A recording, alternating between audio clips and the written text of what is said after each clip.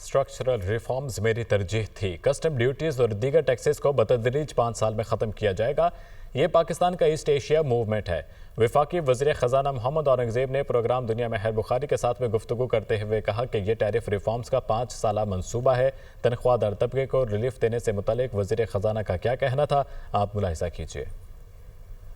Export led growth की हमेशा बात होती रही है कि जी आगे कैसे चलेगा और इसके क्या इनेबलिंग फैक्टर्स होंगे। This is our East Asia moment at this point in time.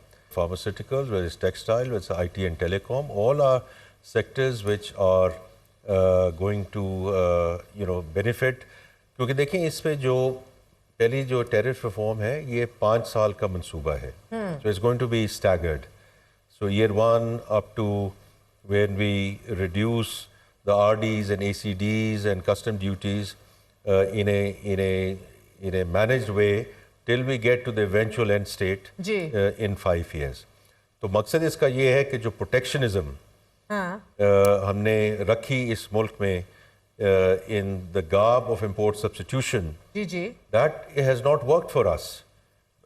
And therefore we had to take this important measure कि हम इसको बतदरीज इसको और इसको हम मैनेज करेंगे, बिकॉज हमने हर चीज को इसको एक तरीके से आगे लेकर जाना है। टैक्स इकट्ठा कर आप पहले भी जिक्र कर रहे थे, लेजिस्लेशन तो हो गई है मगर अगेन आप देखते हैं कि वो विलिंगनेस नहीं है और बाकी इश्यूज भी बहुत सारे हैं। सर आप पिछले 1 साल से कह रहे हैं कि हम गुफ्तो शनीद कर रहे हैं, मुज़ाकरात हो रहे हैं, क्यों इतनी गुफ्तो शनीद हो रही है सर? इधर एक साइड पे भांजी बैठी हैं, एक साइड पे इत्तेहादी बैठे हैं, प्रॉब्लम क्या है? फिर आप BISP को भी 593 बिलियन से लेकर 716 अरब के ऊपर ले गए हैं आप लोग। ये तो आप लोगों ने ऑफलोड करना था सूबों पे, वो भी ऑफलोड नहीं हुआ। सो जो करने के काम है वो क्यों नहीं हो रहे? Why is it not going faster sir?